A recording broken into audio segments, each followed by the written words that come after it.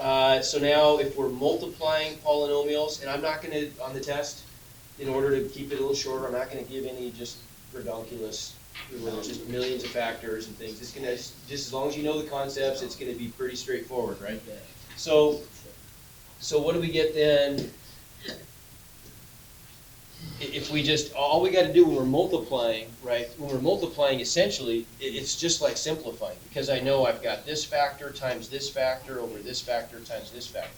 So first of all, I can write it without even the multiplication sign. I can just put one big division bar and everything on top. What am I gonna get? A negative x times an x minus 1 times a negative 5x on the top, right? I've got those three factors when I break it down. On the bottom, I've got a 6 times an x minus 1. And then if I combine, I've got a monomial here and a monomial there. So negative x times negative 5x gives me positive 5x squared, right? And then we can see that the x minus 1s are common factors, so those cancel. And so my final answer is just 5x squared over 6, right? All I'm doing there is just factoring everything out and canceling like factors. But are there any values of x that need to be excluded? 1.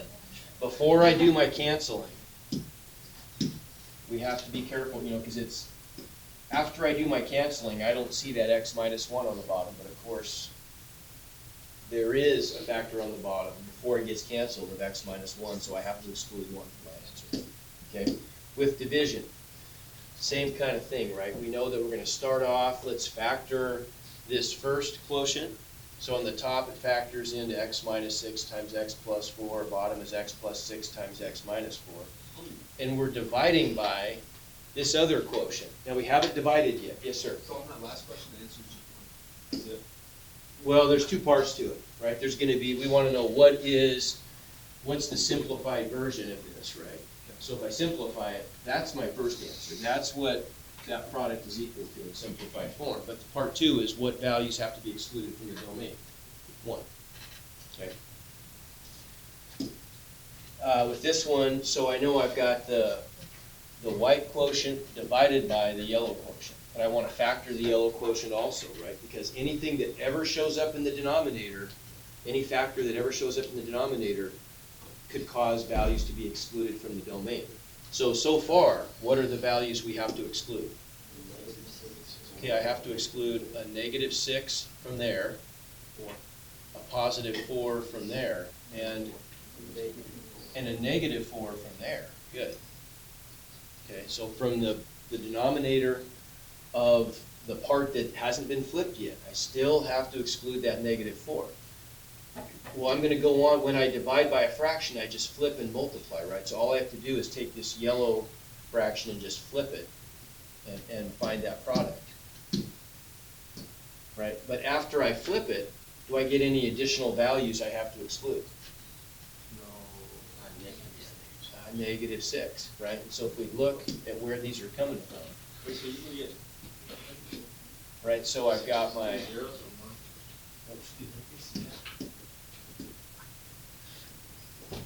so I've got, there's where that guy comes from, right? There's where that guy comes from. And then there's where that guy comes from. But then after I flip it, I've got this additional, let's see, did I cancel? Oh no, this comes from here, right?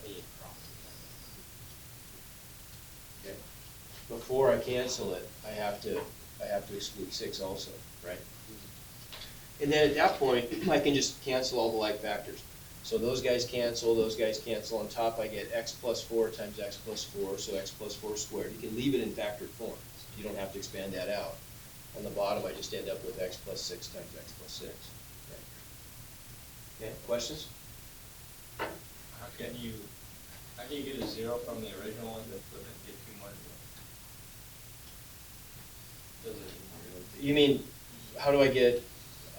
You got 4. You mean excluded? You mean excluded values? Yeah.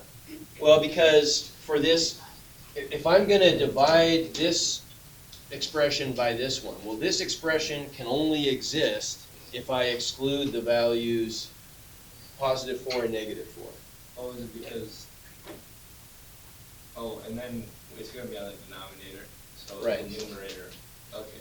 So the point is, before I flip, whatever's in the denominator, it could contribute some values that have to be excluded before I flip and after I flip. So essentially, because this term is going to get flipped, we have to figure out what the zeros of the bottom are and the top are, and both of those are gonna end up causing us to exclude values of x when we don't make. Technically, the whole thing's gonna be in the denominator.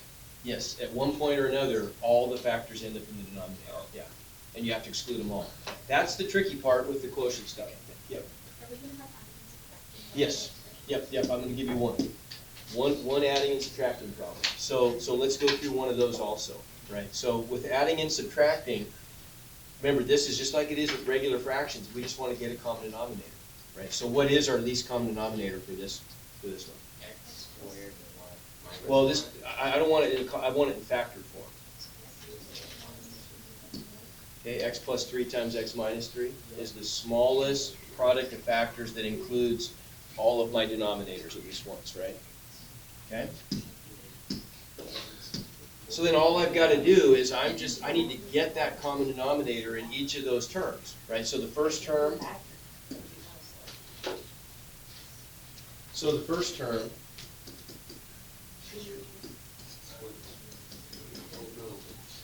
what do I need to multiply top and bottom by to get my common denominator from the first term? X minus 3.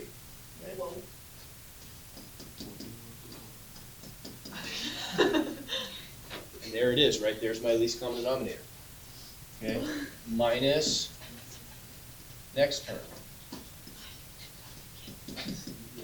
What do I need to multiply that one by top and bottom to get my least common denominator? X plus 3.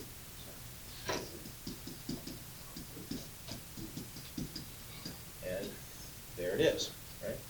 And then finally, last term.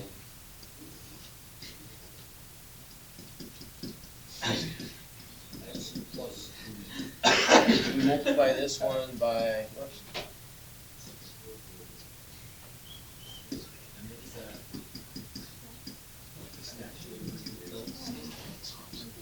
That's what it is, pistachio green, isn't it? Yeah. Okay, so then, now we want to, what's our next step? Think what you would do with numbers. We're going to write this with one big common denominator, right? So we're going to take Combine the lines. everything over my common denominator.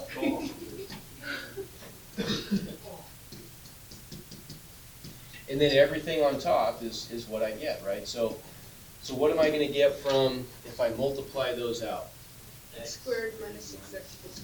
X squared minus 6x plus 9. Baby. Minus, what do I get if I multiply those out? 5x plus 15. So I gotta put in parentheses, right? 5x plus 15 plus, oh, what happened there? Oh.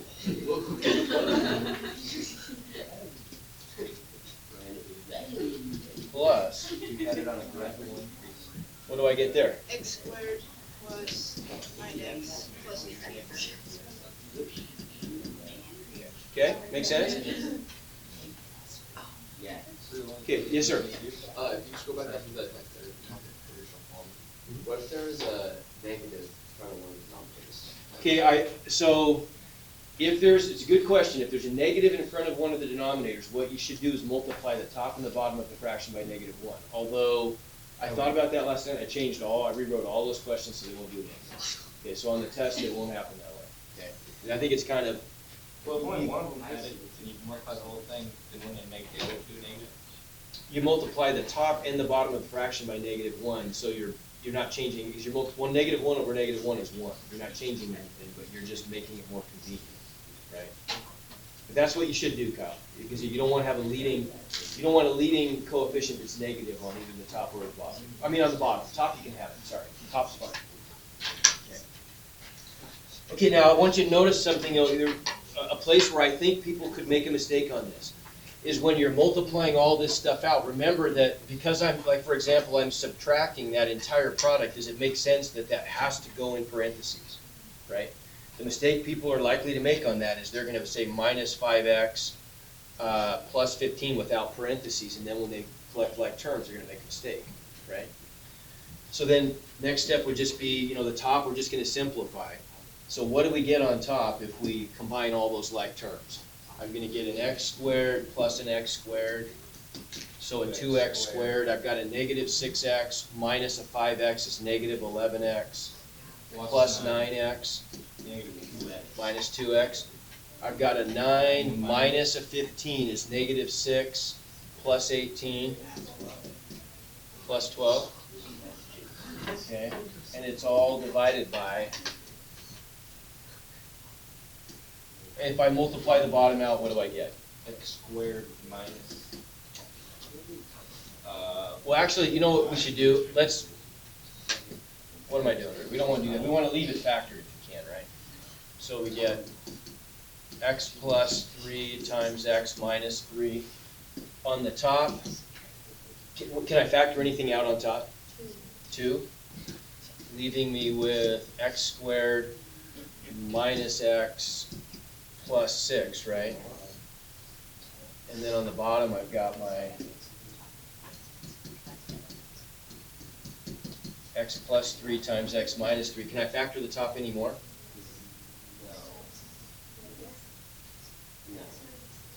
Ah, okay, I can.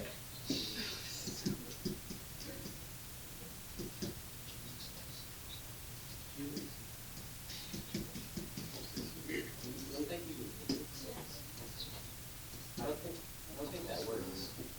What's that? Wouldn't that give you a negative 6? That doesn't work. Did I mess something up? Well, when you factor, you can't act. Yeah, there's no way you can Because have x a minus negative 3 x plus plus 6. Oh, you're right. Yep, you're right. Gives you constant negative. Okay, so it doesn't factor. Yep, you're right. Okay. Yep.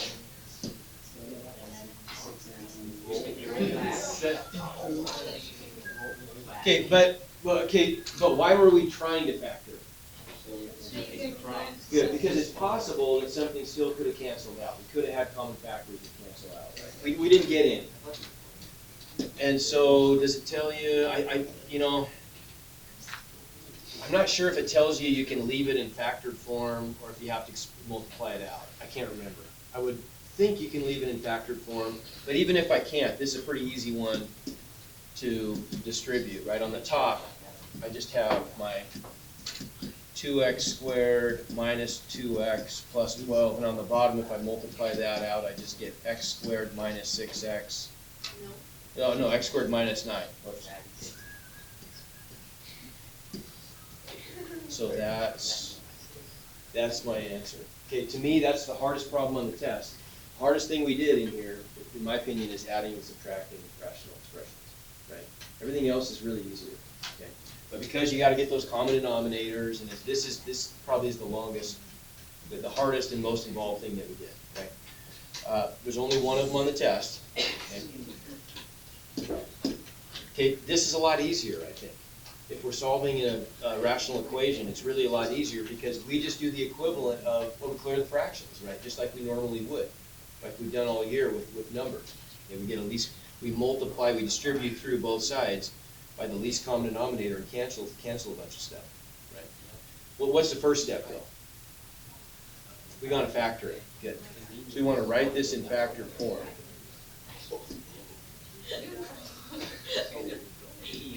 So I get negative 2 over x plus 1 minus 8 over x plus 6 equals, does the top factor? Nope, top doesn't factor. Good. How about the bottom? Okay, hey, listen, I really want to get through this today. This is in your best interest that we get through this really efficiently, so you get, I know you need probably some time to get questions answered in working class, so try it. You gotta help me out. What's the bottom factor into? X plus. Okay, so my least common denominator is what then? Okay, x plus 1 times x plus 6, right?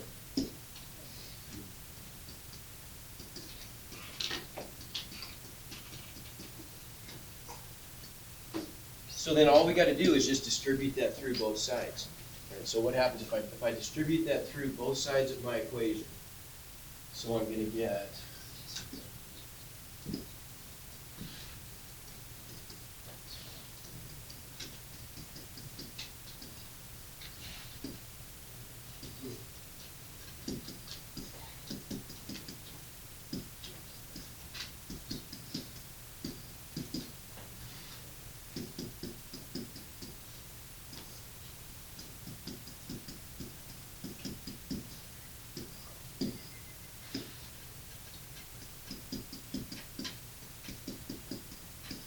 okay, what's gonna happen?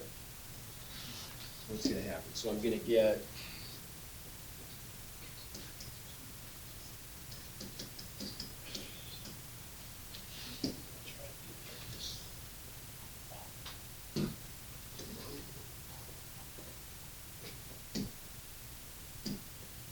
it's tricky.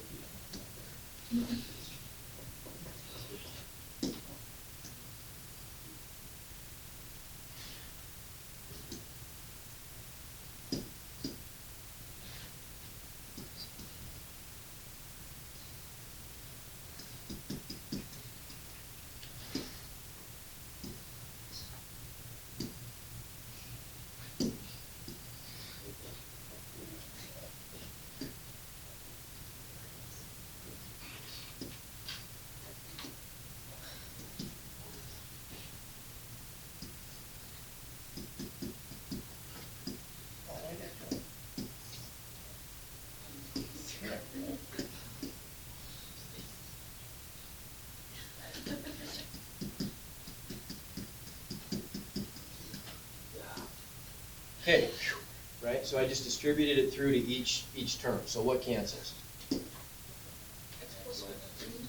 So the x plus 1s cancel, X plus 6. x plus 6 cancel. Okay, good. So I'm left with then, over here I'm left with a negative 2 times x plus 6 minus 8 times x plus 1 equals x squared plus 4, right?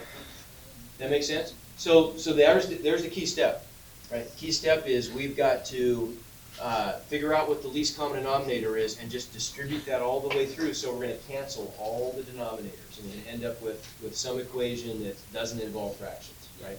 Okay, but we want to also remember there's going to be another part of the question, which of course is going to ask you what values of x do you have to exclude. So what are the values of x that you have to exclude? Anything that ever shows up in the denominator. So we have to exclude -1 and -6, right? And so we keep going, and what do we get here? If I distribute the -2, I get -2x minus 12, distribute the -8, -8x minus 8 equals x squared plus 4. Let's push everything to the right, so we get positive x squareds. And what do we get? X squared, so if I'm gonna add 10x to this side, plus 10x, here I've got a -20, I gotta add to this side. Okay, and then what do we get for our solutions? Because I've got a -12 and a -8 is a -20 on this side, and I'm gonna push. Did I mess that up? No, that's right. Okay, X plus 6 and X and so what are my magic numbers? 6 and 4. So I get the solutions then, either x equals -6 or x equals -4, but we better check and see if none of those have been excluded. And -6 has, right? So because -6 is an excluded value, we only get one solution, which is -4. Okay? Make sense? Okay, question? So, can you just go back up? Yep. When you multiplied the x plus 1, x plus 6 through, Mhm. why did you multiply by the top? By what now? By the denominator too? Well, You don't, when we distribute this to each of the terms, think what that means. If I'm distributing this whole thing to each of these, this whole thing is really just divided by 1. When we multiply fractions, we just multiply straight across, because the whole point here is that we want to cancel the denominators, right? What's our alternative? Our alternative here is that we could do this by getting a great big common denominator and then solve. That sounds terrible, because then we're having to add a bunch of fractions up, and we're solving equations that involve fractions, right? We don't want to do that. We want to just end up being able to solve a simple equation, and look what we got. When we got rid of the denominators, when we cleared all the denominators out, cleared the fractions, we ended up getting a pretty easy equation to solve, just a simple quadratic equation, right? Okay, so strategically, when we're solving rational equations like this, you know, we're gonna keep track of all the values we have to exclude, but then we're gonna clear the fractions by multiplying both sides by the least common denominator to give us a much easier equation to solve. But we just can't lose sight of the fact that there were some excluded values because of the denominators. Okay? That make sense? Okay. I think we can probably skip that. We got all.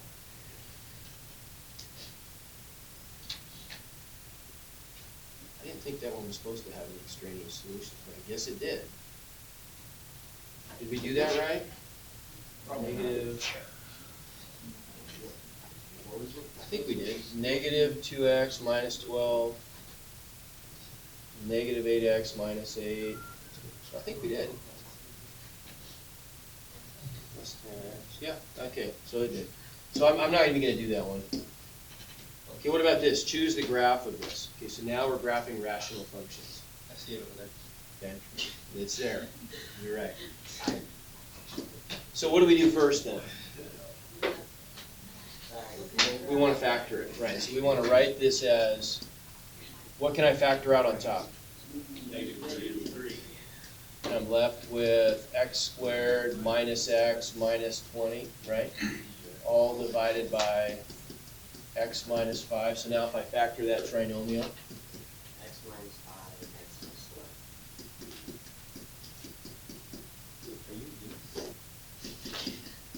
right? Okay, so there's our factored form. That tells us pretty much everything we need to know, doesn't it? Now if we make our table on this,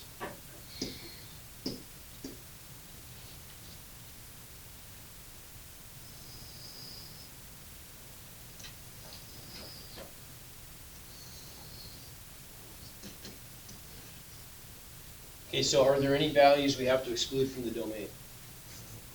5. Okay, so at 5, the function is undefined, right? You bet.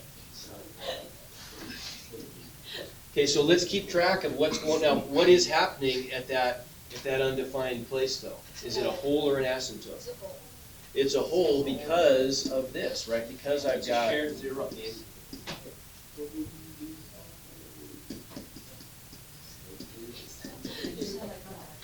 right? So we get a hole at x equals 5, right? Do we have any x-intercepts? 4, I think it's Okay, x-intercepts would be places where the numerator is equal to 0 and the denominator is not, right? So because of this factor right there, we know that at negative 4, we get a 0. We get an x-intercept. Okay, so now what about, what if we take our end behavior? Let's look at the limit of the function. So the limit of our function as x approaches plus or minus infinity. Well, what's going to happen there? If we just look at the ratio of the leading terms, if I take the limit as I go to negative infinity, what's going to happen? I'm really just taking the limit of negative 3x squared over x is really just the limit of negative 3x, isn't it? The x's cancel if I look at the ratio of the leading terms. So it's going to be positive. So it's going to be positive.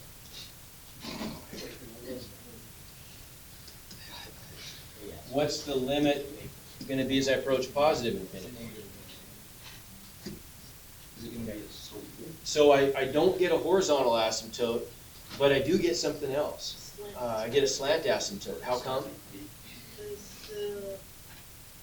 Numerator is one power higher. Good, the numerator is 1 degree higher than the denominator, and so I'm gonna give you easy ones to do. Notice that the denominator is linear, so we can just use synthetic division to divide that out, right? But if we do divide this out, and let's go through that process.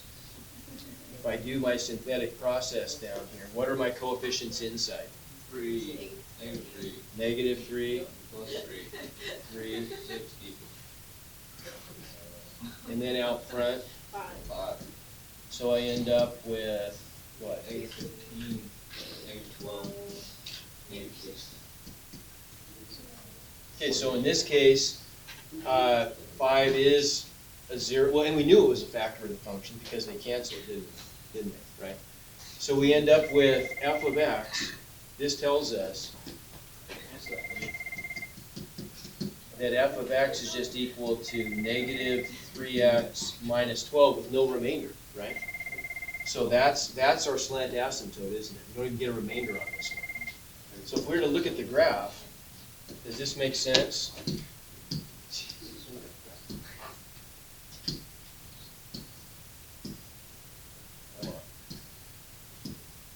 I mean, that's our graph. It's pretty boring, right?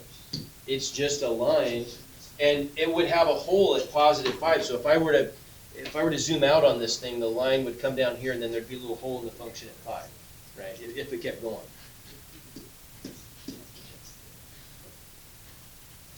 So right down about there, there'd be a hole. That's it.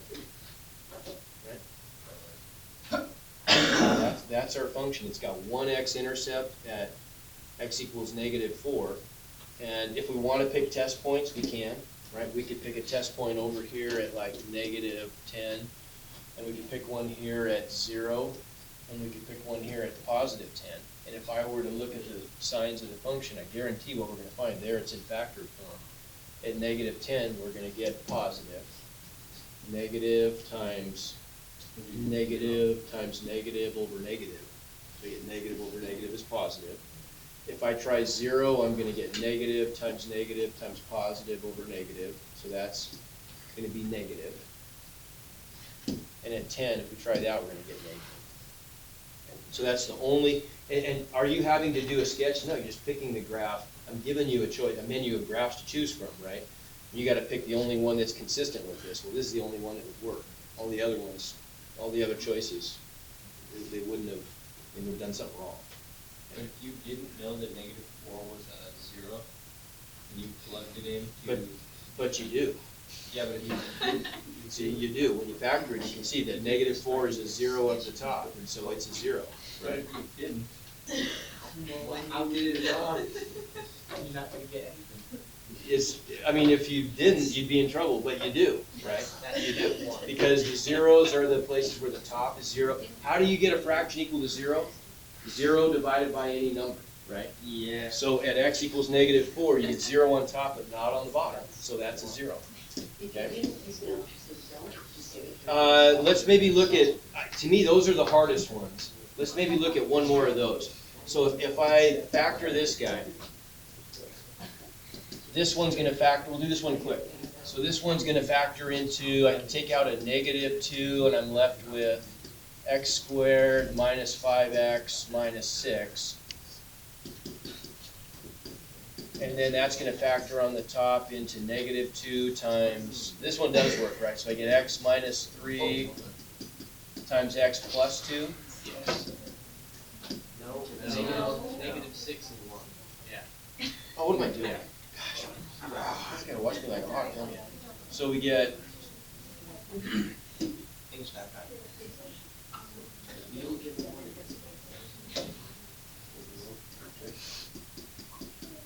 okay, so what's my domain? What's the value I have to exclude? 2. So x cannot equal 2. What's going on at 2? It's an asymptote because it's a unique 0 of the bottom, right? So if I make my table,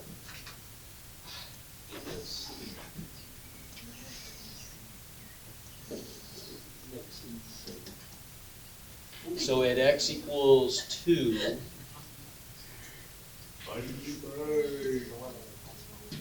It's undefined, and it's a vertical asymptote, right? So we already know that's going to get a big break in the function there. Are there any zeros? Yeah, Google. Where are my zeros? 6 equal. So I'm going to get a 0 at 6, and at There's a slant asymptote. -1. And there's going to be a slant asymptote, isn't there, right? If we divide this out, It's going to be a squared over x. I get 2 out front, I get -2, 10, 12, -2, -4, 6, 12, 24, right? Yeah. So that tells us that f of x equals -2x plus 6 plus, who cares? 24 over x minus 2, right? But if I take the limit of the function as x approaches infinity,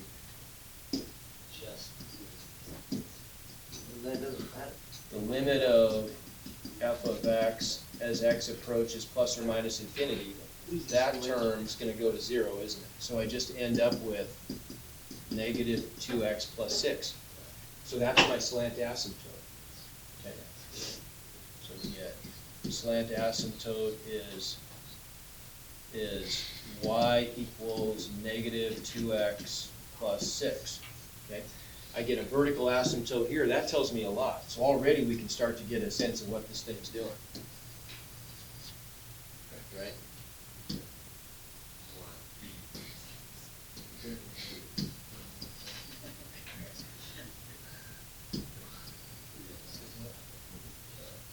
Okay, so we get here's my vertical line at y equals, what was it again? 2? Y equals 2 is right there. And then I get this slant asymptote at y equals -2x plus 6. So then all I'd have to do, and I get my x-intercepts. My x-intercepts we already found are at -1 and +6.